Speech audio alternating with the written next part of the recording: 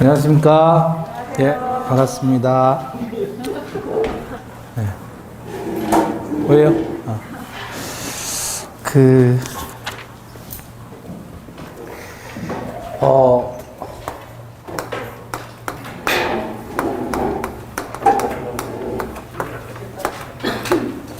요거하고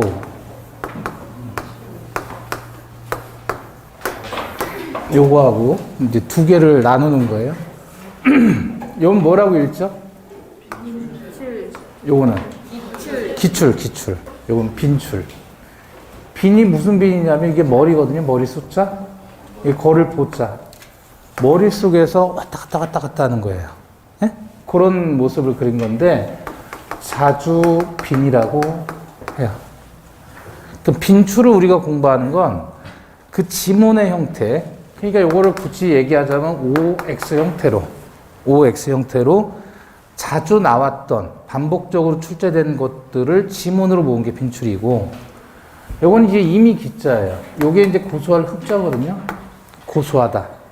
이게 밥그릇 모양이에요. 밥그릇 모양.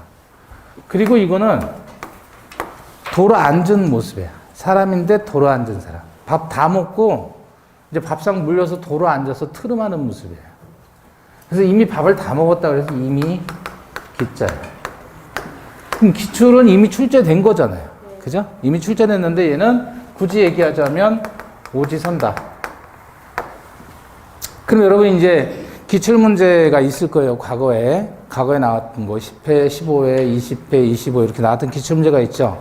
그거는 이제 전체 범위가 40문항이 나오는 거고, 그거를 이제 예를 들어서 20회부터 지금 내년에 올해가 몇 회죠? 33회인가요? 네. 근데 이것도 헷갈려요, 이제. 13회부터 제가 강의를 했으니까. 20년 했잖아요. 근데 이제 이것도 이제 33회인지 32회인지 이제 헷갈려요, 저도. 그냥 그러려니 해요. 근데 이거는, 그러니까 작년 문제도 40문제가 전체 범위에 있었던 거 아니에요. 그거를 뭐 41번부터 해가지고 쭉 해서 80번까지 나오는데, 그거를 문제 내용별로 다시 묶은 거예요. 이렇게. 그래서 교과서 순서대로 내용별로 모아서 묶어 놓은 거예요. 아시겠죠? 그게 이제 기출문제고, 그러면 빈출이든 기출이든 어쨌든 이거는 OX 형태를 익숙해진 다음에 오지선다를 하는 거예요. 오지선다를 할 때는 5개 지문이 있잖아요. 3개, 4개, 5개. 그럼 여기서 이제 다음 중 옳은 것은 그래라 그러면 얘가 답이면 얘는 다 틀린 거잖아요. 그죠? 근데 이렇게 되는 게 처음부터 되는 게 아니에요. OX를 판단해 보고 그게 이제 익숙해지면 5개 중에서 사실 모르는 것도 있단 말이죠. 그 모르는 거를 지워나가는 게 기출문제 학습이에요. 아시겠죠? 처음부터 5개 다 알고 5개 다 모르면 말이 안 되는 거고, 뭐는 아는데 뭐는 모르겠다 이런 게 있단 말이에요.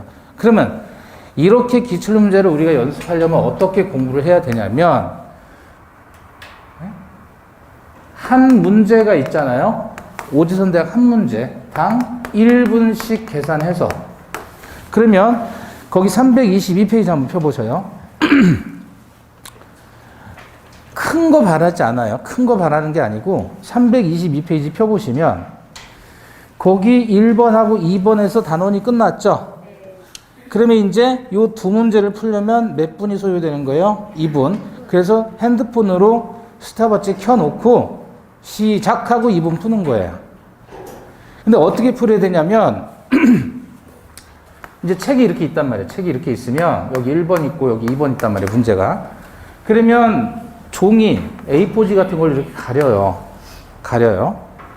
지금 이 그림판이 같이 나올 거예요. 그림판이. 지금 좀 주문이 늦어져서 그런데 그게 이제 파란색으로 돼요. 그럼 그 그림판, 셀로판처럼 얇은 판이 있어요. 그걸로 이렇게 대면 돼요. 그럼 가려지죠. 그리고 여러분이 이 종이에다가 답을 쓰는 거예요. 1번 문제 답, 2번 문제 답. 이렇게 답을 쓰는 거예요. 그럼 본인이 이제 이 시간, 제한된 시간 내에 문제를 연습을 하는 거잖아요. 근데 한 문제당 1분이에요. 그래서 스탑워치 켜가지고 1분, 두 문제니까 2분이죠. 2분 내에 이걸 풀고 답을 여기다 체크를 하시는 거예요. 따로 책에다 하지 말고. 그리고 반드시 지문을 이렇게 읽잖아요. 읽을 때 이건 내가 아는 거고 그래서 이건 맞고 이건 틀렸는데 이거 모르겠다. 요것만 체크를 해 오시는 거예요. 예습을 할 때. 자, 그럼 다시 한번 얘기해 보면 324페이지 보시면 법률회계 파트에서 1번부터 쭉 가서 단원 끝나는 게 쭉 가면 337페이지까지 몇 문제예요? 번호가 26문제죠? 그러면 26분을 잡아놓고 푸는 거예요. 그리고 답을 책에다 쓰지 말고 별도의 종이에다 쓰란 말이에요. 그리고 책에다가는 읽으면서 지문 읽으면서 그 순간순간에 판단 안 되는 거 모르겠는 것만 체크를 해주시면 돼요. 이해되셨어요? 자, 그 다음에 제가 해설을 하면 요 모르는 부분들에 대해서 여러분이 모르는 거니까 요 부분만 집중적으로 보시면 충분히 기출문제 해결되는 거예요. 무슨 말씀인지 아시겠죠? 그래서 이제 오지선다를 적응하기 위해서는 요 기출 연습이 필요한데 스스로 해보셔야 되는 거예요. 그래서 앞으로 예습할 때는 지금 말씀드린 것처럼 미리서 가려놓고 쭉 한번 풀어보시는 거예요. 그리고 모르는 것만 체크를 해보시죠. 아시겠죠? 자, 그러면 이제 들어가겠습니다.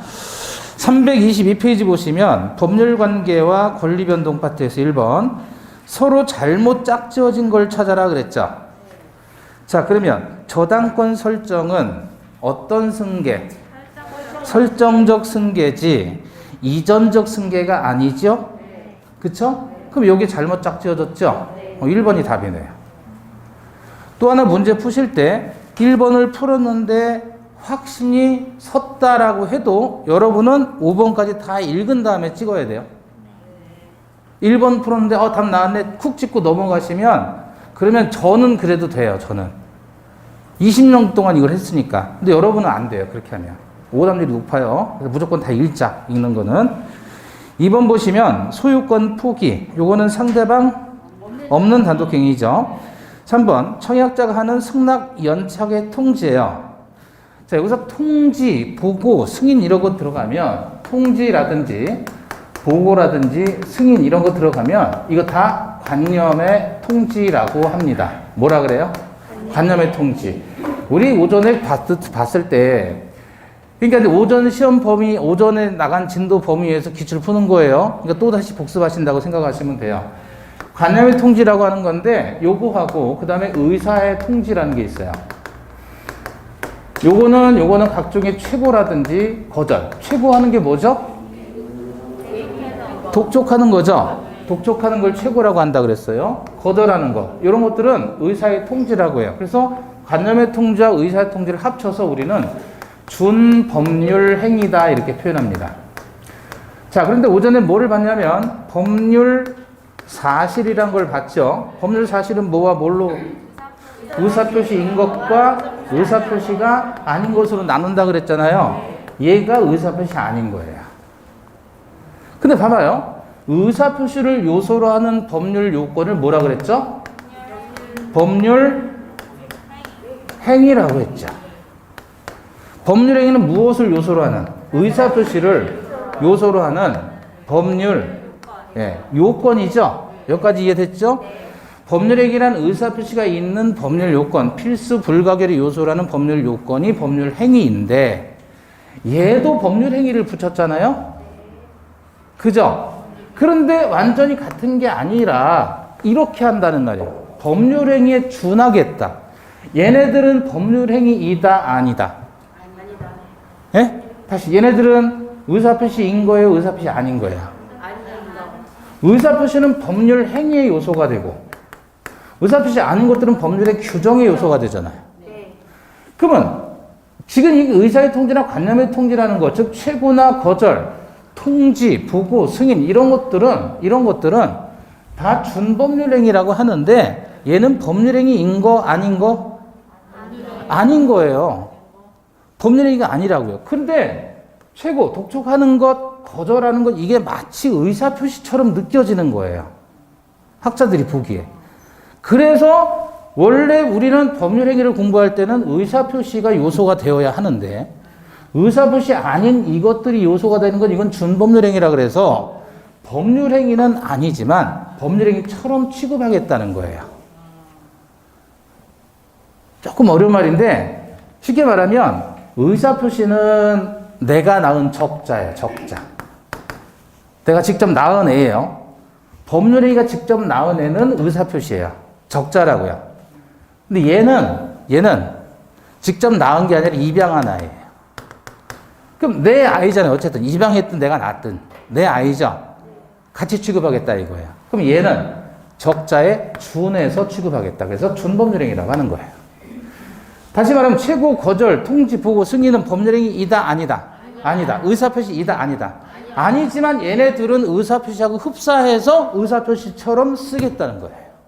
그래서 준자를 붙여준 거예요. 법률행위가 아닌데 법률행위에 준해서 보겠다. 자, 우리 대리라는 게 있어요. 대리는 무엇을 대신하는 거예요? 법률행위를 대리에 대신한다. 이게 대리란 말이에요. 그죠? 그러면 대리는 법률행위를 대리하는 건데 그러면 의사의 통지에서 최고도 대리가 가능하겠느냐? 왜냐면 법률행위만 대리한다 그러면 의사표시를 요소하는 것만 대리가 되는 건데 얘네들도 의사표시하고 유사하니까 법률행위에 준해서 쓰겠다. 그래서 얘네들 대리가 허용되는 거예요.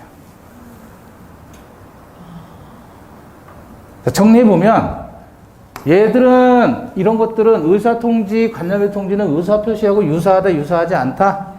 유사하다. 근데 의사표시는 아닌 거고 법률행위도 아닌 거라서 법률행위에 준해서 쓰겠다. 준법률행위라고 하는 겁니다. 자, 그래서 승낙 연착의 통지는 관념의 통지이고요. 무주물 선점은 무슨 취득?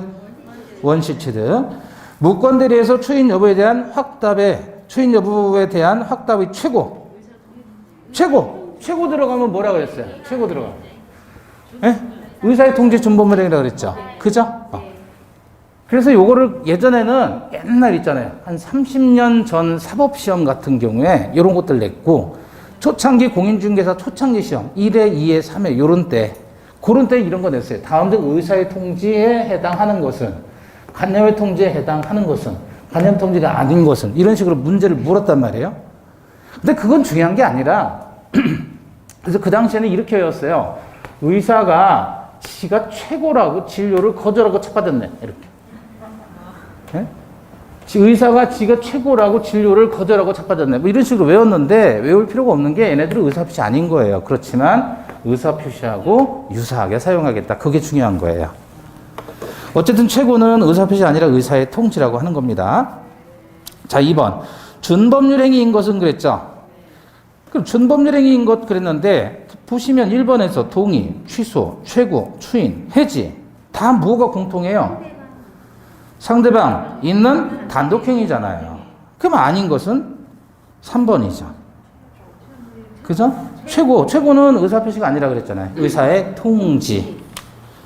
됐죠? 자, 넘겨보시고 이제 법률행위. 기출이 다 이런 식으로 나와요. 상대방 있는 단독행위에 해당하지 않는 것. 상대방 있는 단독행위 뭐였어요? 동철, 상, 추, 면, 해, 취 그랬죠. 자, 그러면 공유지분 포기. 공유지분 포기. 맞죠? 일방적으로 포기하는 거잖아요. 내 지분을 내가 포기하겠다. 일방적으로 하는 거죠. 예. 2번 무권대리행위 추인. 동철, 상, 추인. 단독행위죠. 상계. 동철, 상이 상계잖아요. 그죠? 4번 취득, 시효, 이익, 포기. 역시 단독행위. 근데 재단법인 설립행위는 뭐죠? 자, 상대방 없는 단독행위는 아까 우리 뭐 봤죠? 유언, 유증, 권리의 포기. 그죠? 그 다음에 재단법인의 설립행위도 상대방 없는 단독행위인데 왜 얘가 상대방이 없는 단독행위냐 이거죠. 재단법인은 여러분 사학재단 들어보셨어요? 사학재단이 뭐야? 사립학교재단. 인하대학교가 있으면 인하대학교가 있잖아요. 그죠?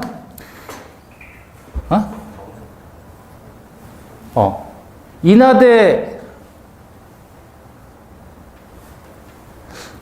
무슨 뜻인지 아세요? 혹시 인하대? 인천하고 하와이예요. 줄여서 인하대예요. 진짜로. 인천하고 하와이를 줄여서 앞에 글자 따서 인하대가 된 거예요. 검색해보세요. 거짓말 아니에요. 거짓말을 강의하는데. 인천하고 하와이를 연결시켜가지고 인하대가 된 거예요. 저기가 취지가. 그럼 이 재단이 있을 거 아니에요, 재단. 정석재단이죠. 정석재단인데, 정석재단이 재단 법인을 설립하려면 재산을 내야 돼요, 재산을. 그거를 뭐 한다 그래요? 출연한다 그래요. 그럼 법인이 설립되려면, 특히 재단 법인이 설립되려면, 첫 번째로 재산이 있어야 되겠죠? 그 다음에 두 번째로 법인 설립 등기를 해야 되죠. 법인 설립 등기. 그래야 이제 재단 법인이 되잖아요. 이해되셨어요? 자, 그러면 등기해야만 얘는 사람인 거예요. 재단 법인은. 근데 출연이 먼저죠. 재산을 내놓는 게 먼저죠. 첫 번째로 재산을 먼저 제가 예를 들어 재단 만들고 싶다 그러면 제 부동산을 기부를 한단 말이에요. 누구한테? 재단 법인에. 근데 재단 법인은 아직 안 만들어졌어요. 재산을 먼저 주고 그 다음에 법인 설립 등기를 해야 되는데 누구한테 주냔 말이에요? 재단 법인에. 근데 법인은 사람이 아직 안 됐잖아요. 그러니까 상대방이 정해지지 않은 거란 말이에요, 아직. 그래서 상대방 없는 단독행위라고 하는 거예요. 상대방은 분명히 존재해요. 재단 법인인데 출연할 당시, 재산을 낼 당시에는 법인 설립 등기가 되어 있지 않기 때문에 얘가 사람이 아닌 거예요. 상대방이 없는 거라 그래요. 그래서 참고로 하시고요. 그 다음에 2번 종료에 관한 설명 연결이 틀린 거. 1번 채권행위 교환 맞아요? 우리 채권행위는 다른 말로 뭐라 그랬죠? 채권행위? 채권행위가 뭐라 그랬어요? 채권행위. 이건 권리 측면이고 의무 부담 행위라고 했죠? 물권행위와 준해서 하는 물권행위. 물권행위는 어떤 거예요? 다른 말로 이거 두 개 합쳐서 뭐라 그래요? 의무 측면에서는 처분행위다 이렇게 얘기한다 그랬잖아요. 그러면 채권행위는 예를 들어 어떤 게 있다 그랬죠? 매매, 증여, 교환, 임대차 다 채권행위예요. 계약법에서 공부하는 게. 물권행위는 어떤 게 있다 그랬어요? 처분행위, 소유권의 이전, 또 설정 들어가면 다 물권행위라고 그랬잖아요. 그죠? 특히 준물권행위는 두 가지 기억하시라고 그랬죠. 채권 양도. 두 번째, 채무 면제. 이거는 별도의 이행의 문제가 남지 않아서 준물권행위다. 처분행위. 자, 그래서 채권행위 교환 맞죠? 상대방 없는 단독행위로서 계약 해제. 그래요? 취. 이건 상대방 있는, 없는. 있는. 그게 틀린 거네요. 없는을 있는으로 바꿔야 되겠네. 지상권 설정 들어가면 다 뭐예요? 처분이죠. 그죠? 유상행위 임대차. 공짜로 하는 거 무상행위 증여. 자, 3번입니다. 부담행위가 아닌 것 골라라 그랬죠. 교환, 임대차, 재매매 예약, 주택 분양 계약 다 부담행위예요. 처분행위가 아닌 거죠. 근데 채권 양도나 채무 면제는 뭐라 그랬죠? 준물권행위. 그러니까 이렇게 생각하시면 돼요. 채권의 반대말은 채무잖아요. 채권 양도, 채무 면제 두 가지만 준물권행위다. 이행의 문제가 남지 않는다. 채권 채무, 채권 양도, 채무 면제. 4번 보시죠. 단독행위 아닌 거 골라라 그랬죠? 1번 합의 해제. 의사합실 몇 개? 2개. 그럼 얘는 뭐죠? 계약이죠. 계약. 2번에서 철회, 3번 취소, 4번 동의, 5번 추인. 다 상대방 있는 단독행위. 그래서 이렇게 지문이 길더라도 끝에 핵심 포인트만 잡으시면 되는 거예요. 아시겠죠? 넘겨보시고요. 자, 5번 법률행위 효력이 발생하기 위한 요건이 아닌 것, 효력 요건이 아닌 것 골라라 그랬죠. 자, 1번 대리행위에서 대리권의 대리행위가 효력이 발생하려면 대리권이 있어야 되죠. 효력 요건 맞고. 정지조건부 법률행위에서 조건의 성취 역시 효력 요건. 농지거래 계약에서 농취증은 뭐가 아니다 그랬죠? 효력 요건이 아니다. 내용의 적법성 효력 요건이 있죠? 확정 가능 적법사적 타당성. 5번 토지거래 허가 구역 내 토지거래 계약에 관한 관할 간청의 허가도 효력 요건이죠. 허가를 받아야 효력이 발생하죠. 유효. 자, 6번입니다. 효력 규정이 아닌 곳을 모두 골라라 그랬죠. 기억 부동산 등기 특별조치법상 중간 생략 등기를 금지하는 규정은 무슨 규정? 단속 규정. 요거 하기 전에 여러분 다시 정리를 해보시면 여기 봐봐요.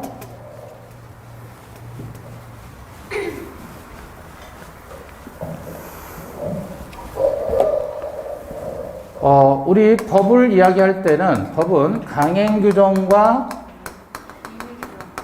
임의 규정으로 나눈다 그랬죠. 그 임의 규정 뭐 떠올라요? 모니터 떠올라요. 모니터 나오면 뭐 나와야 돼? 이제 주물과 종물. 그래서 100조 2항에 따른 종물은 주물의 처분에 따른다라고 했던 거 기억나잖아요. 그래서 이거는 자기들 멋대로 해도 되니까 위반하더라도 유효하다. 근데 요거는 사회 질서와 관계 있는 것이기 때문에 얘를 효력 규정하고 단속 규정으로 나누어서 효력 규정에 위반하면 무효로 하지만 단속 규정에 위반하면 유효하지만 처벌하다. 그죠? 그러면 이게 단속 규정에 해당하는 거 우리 어떤 거 공부했었나요? 무허가 음식점 또 중간 생략 등기 요거 공부했었잖아요. 효력 규정에 해당하는 거 어떤 거 공부했었죠? 중개, 수수료. 요거는 뭐죠? 효력 규정. 다만 초과 부분만 무효다 그랬죠. 그죠? 자, 그거 가지고 한번 보시는 거예요. 1번. 6번의 기억, 등기 특별조치법상 중간 생략 등기를 금지하는 규정은 무슨 규정? 단속 규정. 니은, 공인중개사법상 개업 공인중개사가 중개 의뢰인과 직접 거래를 하는 행위를 금지하는 규정, 직접 거래의 금지 규정은 단속 규정으로 봤습니다. 판례가. 디귿 공인중개사법상 개업 공인중개사가 법령에 규정된 중개 부수 등을 초과해서 금품을 받기로 하는 약정은 효력 규정. 얘가 효력 규정이에요. 따라서 효력 규정이 아닌 것은 기억하고 니은. 정답은 4번. 자, 7번 보시죠. 요게 6번 문제가 이제 작년에 나온 거네요. 32회. 그죠? 예. 작년에 나온 거. 근데 7번 보시니까 다음 중 효력 규정이 아닌 것 그래서 1번. 등기 특별조치법상 중간생략 등기를 금지하는 규정은 무슨 규정? 단속 규정. 그럼 얘가 답이네요. 2번. 이자 제한법상 최고 이율을 초과하는 부분을 규율하는 규정은 효력 규정. 3번 공익법인의 설립 운영에 관한 법률상 공익법인이 하는 기본 재산의 처분에 주무관청의 허가를 요하는 규정도 효력 규정. 4번 실권리자 명의등기에 관한 법률상 명의신탁 약정에 기초한 물권 변동에 관한 규정도 효력 규정. 5번 국토의 계획 및 이용에 관한 법률상 일정한 구역 내의 토지 매매에 대해서 허가를 요하는 규정. 자, 그럼 우리는 이거를 이자제한법, 공익법인, 실명법 우리가 공부하는 거고, 국토계획법도 우리가 공부하는 건데. 이자제한법상 최고이율, 공익법인 이런 것도 우리가 다 외워야 되느냐라는 생각이 들기도 하겠지만 그걸 타겟으로 한 게 아니라 1번을 타겟으로 한 문제라는 건 아시겠죠? 뭐는 꼭 기억하자. 중간생략 등기.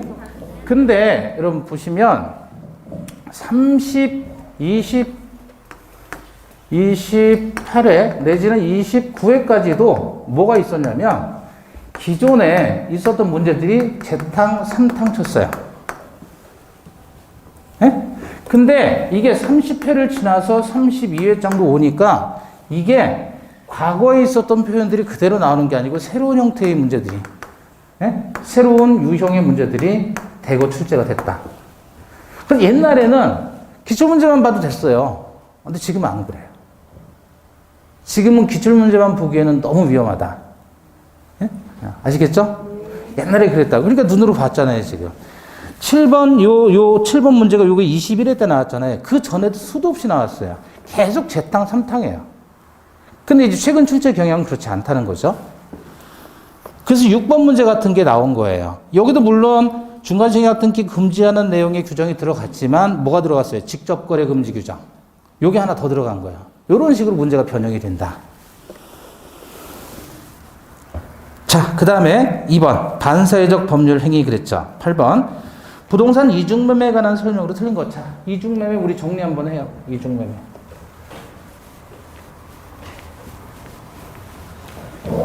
사회질서 위반과 관련된 내용 중에서 이중매매가 제일 시험에 많이 나오고 출제도 많이 됐어요. 자, 이중매매. 그럼 요거 정리하면 첫 번째 원칙, 유효, 무효. 유효라 그랬죠. 이중매매는 이중 아니라 삼중, 백중 돼도 무효, 다 유효라 그랬어요. 두 번째, 예외적으로 뭐가 되죠? 무효. 언제요? 적극 가담 또는 적극 권유. 어떤 경우가 적극 가담이라고 그랬죠? 알고 요청해서 등기에 이르는 정도로 촉가다 그랬죠.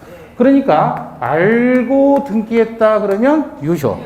악의로 등기했다 그래도 유효. 잘 알고 등기했다 그래도 유효. 세 번째, 무효가 되면 어떻게 하냐면 제일 매수인 을은 매도인을 대위해서 등기를 말소 청구한다. 직접 말소 청구는 돼요, 안 돼요? 안 되죠. 네 번째, 을은 직접 병을 상대로 병에게 손해배상을 청구할 수가 있다. 다섯 번째, 간단해요. 다섯 번째는 제일 간단해요.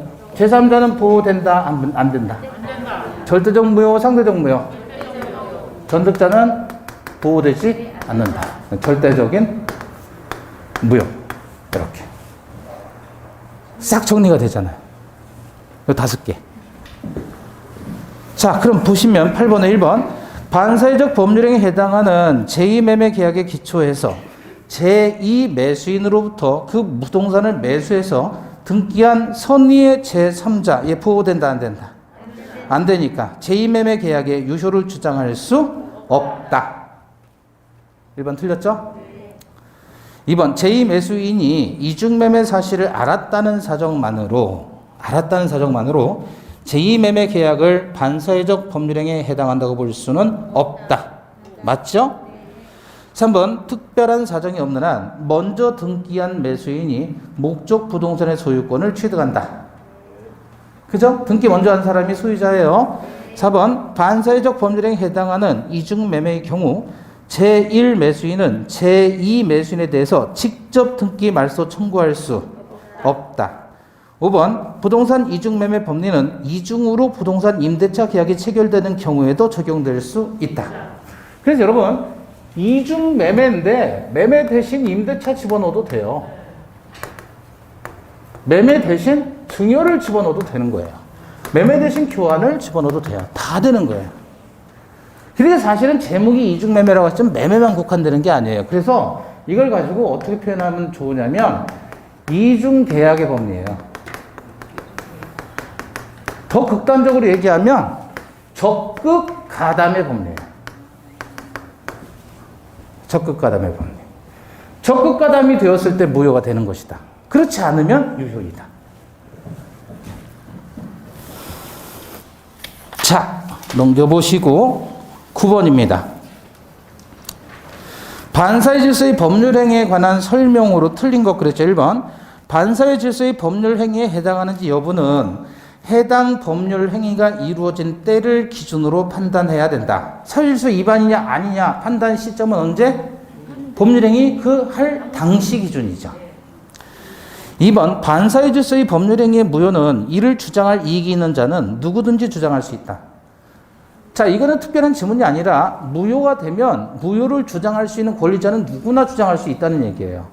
반면에 나중에 취소 보시면 아시겠지만 취소권의 주장은 취소권을 가지고 있는 사람이 주장할 수 있는 거예요. 근데 무효는 무효 주장권을 가지고 있는 사람 자체가 없어요. 권리 의무가 아예 없으니까 누구든 주장할 수 있습니다. 3번. 법률행위가 사회 질서에 반한다는 판단은 부단히 변천하는 가치관념을 반영한다. 그래요? 부단히 변천하는 가치관념을 반영한다. 이게 뭐예요?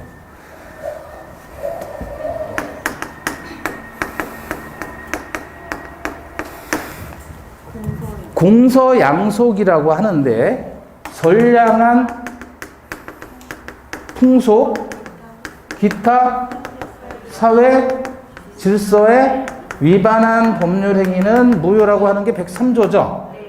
자, 그거를 이 조문을 공정한 질서, 선량한 풍속이라고 하는 거예요. 한자로. 이건 누가 하느냐? 일본 애들이 하는 거예요. 일본 민법에는 공서양속으로 되어 있어요. 우리는 선량한 풍속, 기타, 사회질서라고 규정을 했고 일본 애들은 공서양속이라고 규정했단 말이에요. 그러면 공정한 질서나 선량한 풍속이에요. 선량한 풍속은 같네요. 공정한 질서나 사회질서나. 일본 애들이 적어놓은 거하고 우리하고 적어놓은 게 비슷하죠. 그래서 우리가 사실은 일본 거를 많이 베낀 거예요. 그래놓고 우리 학자들은 뭐라 그래요? 우리는 독일법을 개수했다 이러잖아요. 그건 말이 안 되죠. 우리는 독일법을 받아들인 거래요. 학자들이. 근데 실제 법전을 보면 일본 애들하고 비슷해요. 법전 규정 내용이. 또 일본 애들 한자를 많이 썼고, 우리가. 예? 그게 무슨 독일법이야? 그게 아니라 독일법을 우리가 받아들인 거 맞는데 독일법을 일본 학자들이 연구해서 일본어로 쓴 거란 거예요. 그걸 가지고 받아들인 거라고 하는 거예요. 그 당시 우리는 독일에 직접 가가지고 그걸 수입할 수 있는 그런 여건이 아니었잖아요. 어쨌든 우리 모법은 독일법이지 일본법이 아니에요. 일본법하고 완전히 달라요, 우리는. 우리는 형식주의고 걔들은 의사주의고. 달라요. 다른데 어쨌든 그러면 선량한 풍속이다라고 했을 때 어떤 거는 선량한 풍속이고 어떤 거는 선량한 풍속이 아닌가라는 거죠. 근데 여기서 말하는 선량한 풍속이 했을 때 얘네들이 말하는 일본 애들이 말하는 풍속이란 건 뭐냐면 풍속영업이라고 들어보셨어요? 일본 애들이 말하는 풍속영업? 일본 애들이 말하는 풍속영업이 뭐예요? 예? 예? 성매매하는 영업이에요. 그런 걸 얘기하는 거예요. 일본 애들은 풍속을. 근데 우리는 그런 의미로 쓰지를 않잖아요. 풍속이. 무슨 얘기하고 싶은 거예요? 선량한 풍속, 기타, 사회 질서는 시대마다 다른 가치 판단을 하게 된다 그거예요. 지역마다 다른 가치 판단하듯이. 동의하세요? 네. 유럽은 더해요, 여러분. 유럽, 거기가 어느 나라든가 모르겠는데 유럽에 혹시 가보신 분 있으실 거 아니에요?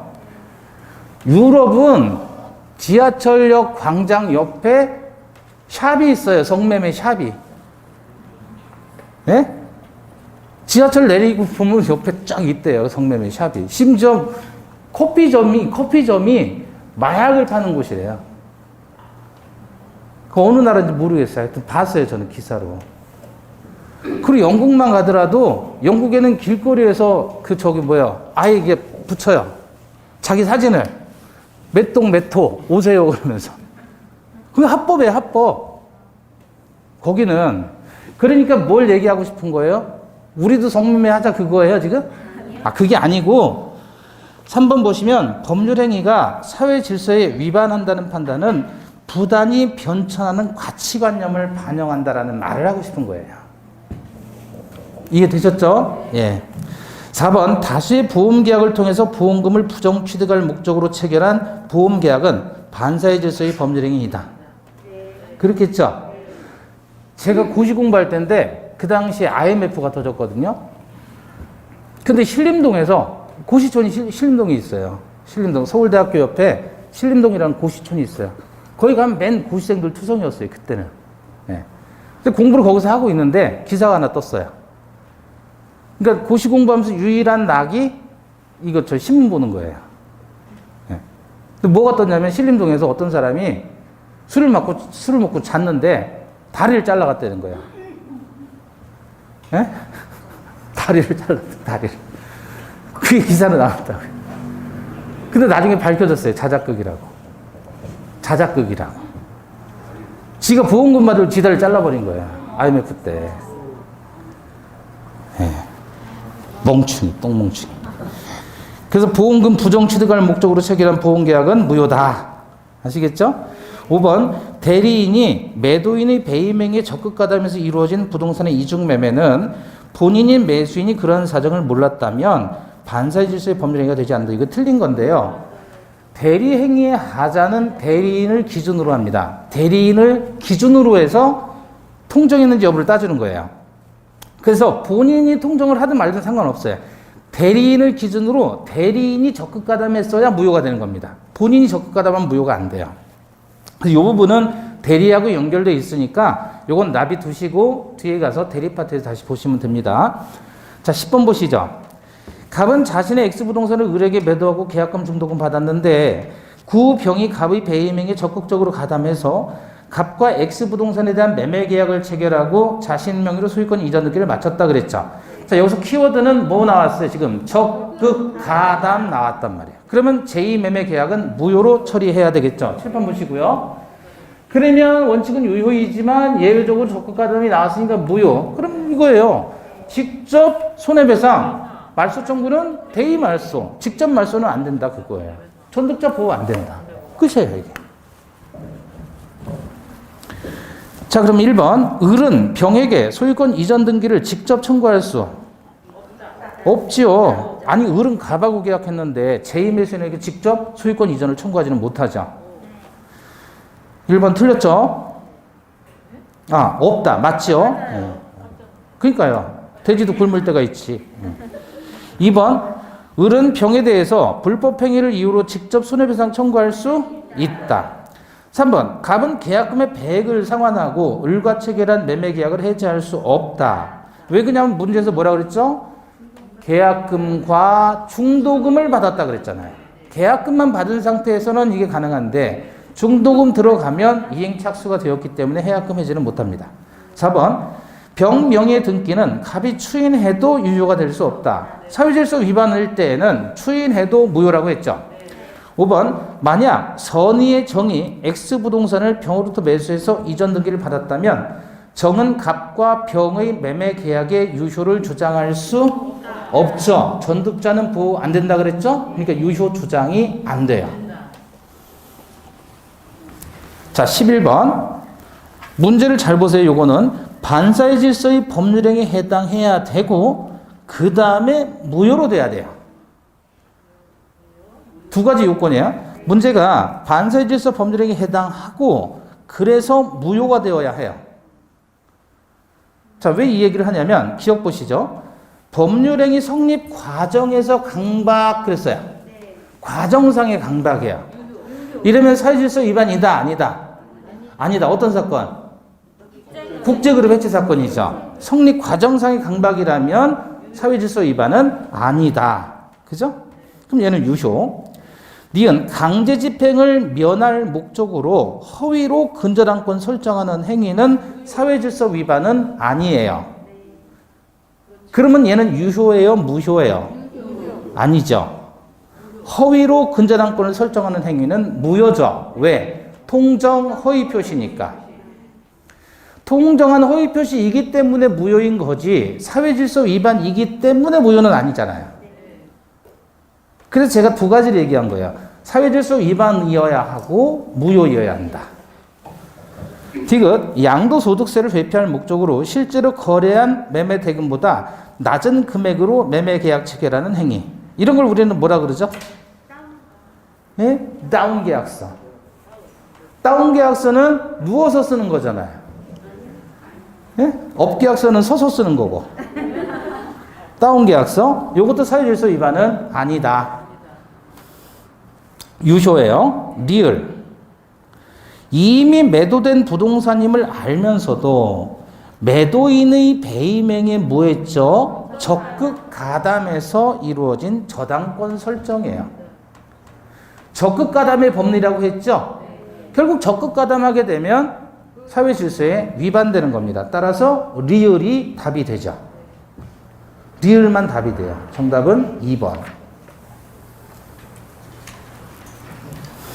자, 12번입니다. 반사의 질서의 법률행위로서 무효인 것을 모두 골라라 그랬죠. 기억, 무허가 건물의 임대 행위는 유효, 무효? 유효. 니은, 처음부터 보험사고를 가장해서 보험금을 취할 목적으로 체결한 보험계약. 무효죠. 디귿, 변호사가 민사소송의 승소 대가로 성공 보수를 받기로 한 약정. 자, 여러분 봐봐요. 변호사라는 사람. 저는 이 개인적으로 변호사를 좋아하지 않아요.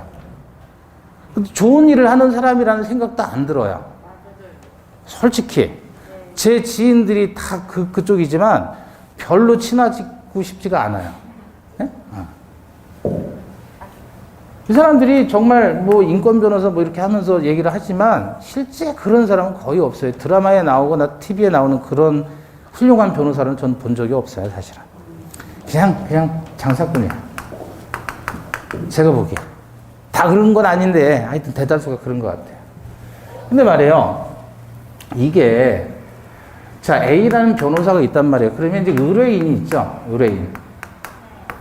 의뢰인이 돈을 주는 거예요. 인천 같으면 한 건당 300만 원이에요. 평균. 300만 원 한 건에.